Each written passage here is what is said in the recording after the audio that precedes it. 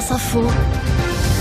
Et tout est plus clair. Des centaines de milliers de Français sont donc mobilisés aujourd'hui pour protester contre la réforme des retraites. Enseignants, agents de la RATP, agents de la SNCF, salariés du secteur de l'énergie notamment, mais les policiers aussi veulent faire entendre leur colère et leur inquiétude. Bonjour Yves Lefebvre.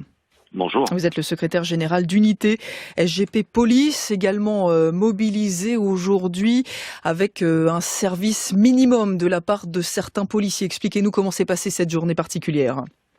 Cette journée a été particulièrement suivie par nos collègues. Pourquoi ? Parce qu'aujourd'hui, il y a bien évidemment le spectre de la réforme des retraites, au-delà de la réforme à point, mais la remise en cause du régime particulier des retraites qui date de 1948 des policiers. Aujourd'hui, on est absolument pas rassuré, on est même encore plus inquiet que nous l'étions avant-hier.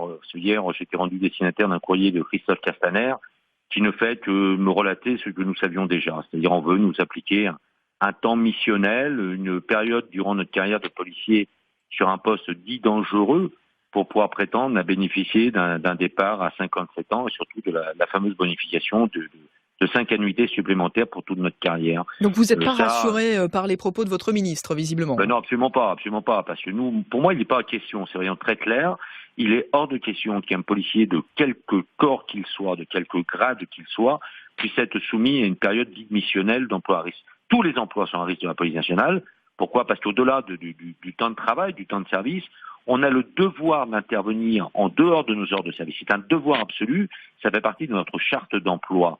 Donc si demain on veut nous sortir de ce régime particulier des retraites, il faudra revoir notre emploi en dehors de nos heures de service, mais aussi nous redonner le droit de grève parce que ça fait partie du package.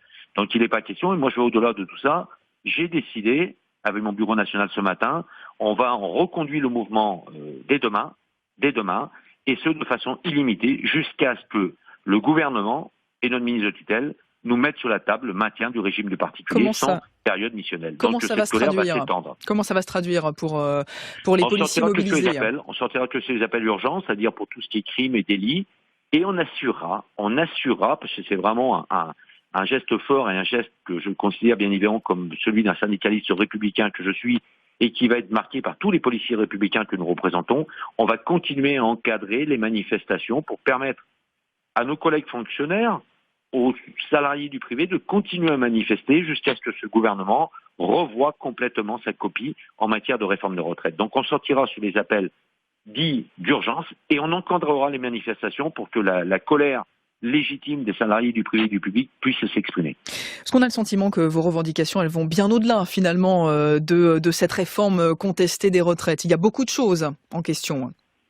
Oui, il y a beaucoup de choses en question. Vous savez, on a nos collègues nuiteux, vous savez, qui travaillent exclusivement de nuit, de 21h à 6h du matin, voire même parfois avant et trop souvent après, qui sont également en position de zéro activité, qui ne sortent que sur appel d'urgence depuis vendredi dans le Pays de Loire et depuis surtout de la France depuis lundi soir. Ces collègues-là gagnent 97 centimes d'euros par heure travaillée. Nous, on demande la mise en place d'une indemnité du travailleur de nuit, une indemnité spécifique à la police nationale, et pour ce faire, on fait de l'autofinancement.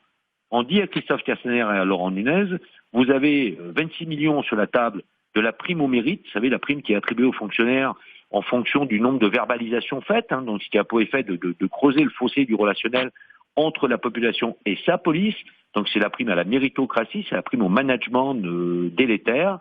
Et on dit, servez-vous de ce pognon-là et attribuez-en une partie à hauteur de 10 millions d'euros pour reconnaître la pénibilité, la dangerosité, l'altération de la santé provoquée par le travailleur de nuit.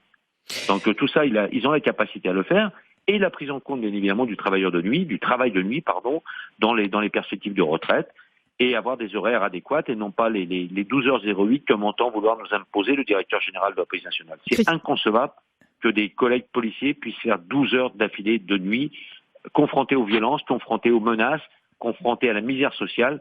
C'est mettre en danger leur sécurité et par là même la sécurité de nos concitoyens. Christophe Castaner vous a écrit, donc on a compris que le courrier n'avait pas suffi. Qu'est-ce que vous espérez maintenant, le rencontrer ? Vous espérez pouvoir discuter de tout cela avec lui ?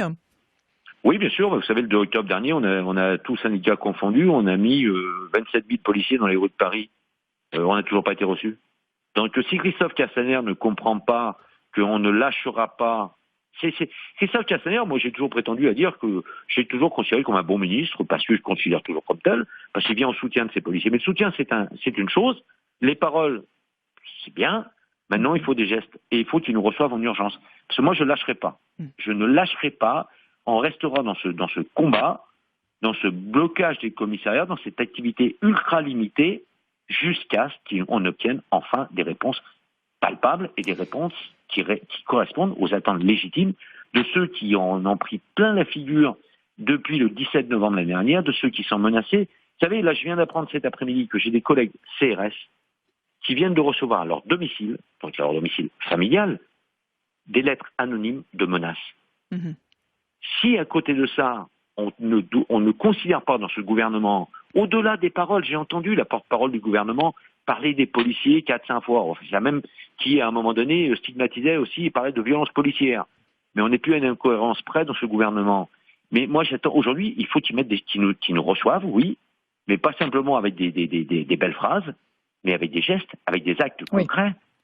C'est tout. Et sinon, on continuera le mouvement, et tant pis. Je l'ai dit hier sur une autre radio que la vôtre, qu'il fallait qu'ils arrêtent de jouer avec le feu, parce que la République, c'est nous qui la tenons. On a compris en tout cas que vous attendiez des actions concrètes. Merci beaucoup d'avoir été avec nous en direct dans le 14-17 de France Info. Yves Lefebvre, secrétaire général du syndicat Unité SGP Police.